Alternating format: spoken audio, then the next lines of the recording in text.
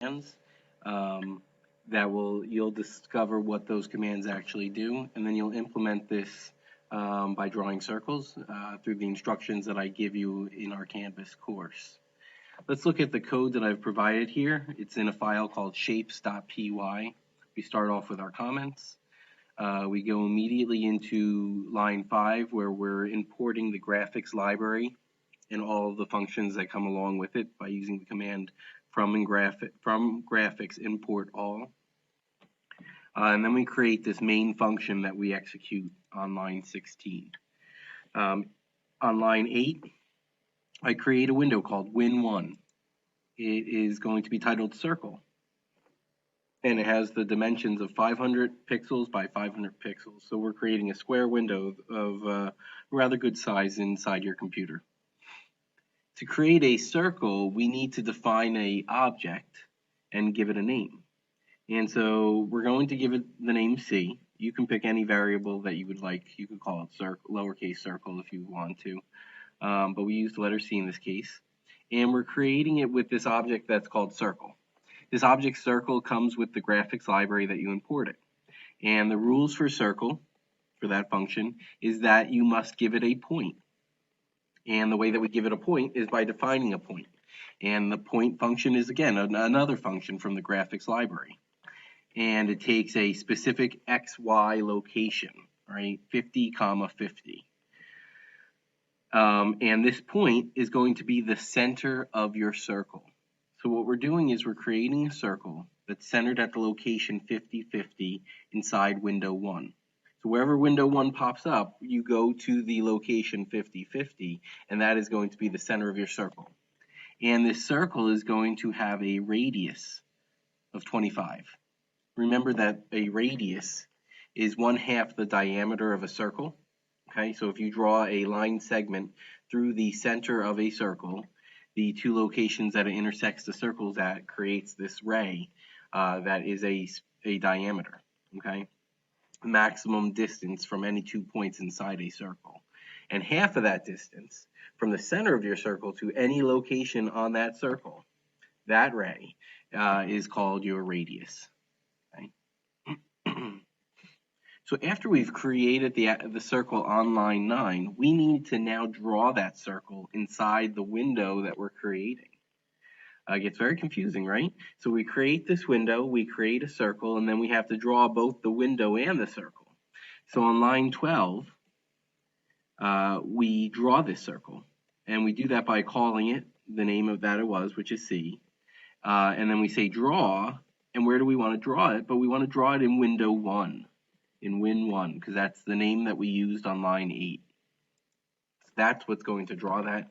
And then we need to put in line 13 and line 14 so that the window will stay open until we click on it. So let's run this code, see how this works. All right, so Python shapes.py. There we go. We have a window, 500 by 500 window, that is titled circle, and at the 50, 50 location, we have a circle, okay, with a radius of 25. This is a radius of 25 pixels, which means the actual diameter from this point all the way over to this point is a distance of 50 pixels, 2 times the radius. Okay.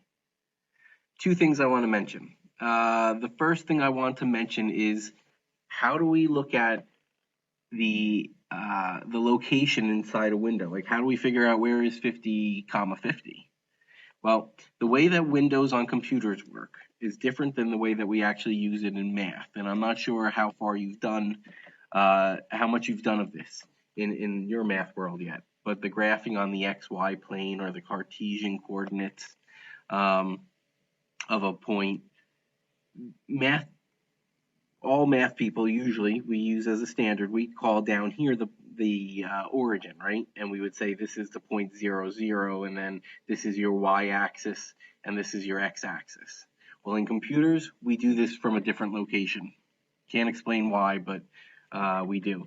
And so from a computer perspective, the origin, or the location 0, 0, is located in the top left-hand corner of your window.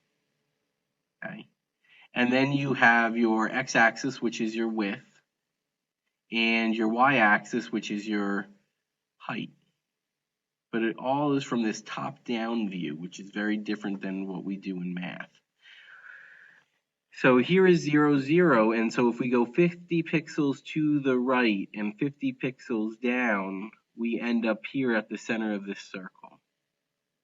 Think about that in terms of the actual, how big is this window? This window is 500 pixels by 500 pixels.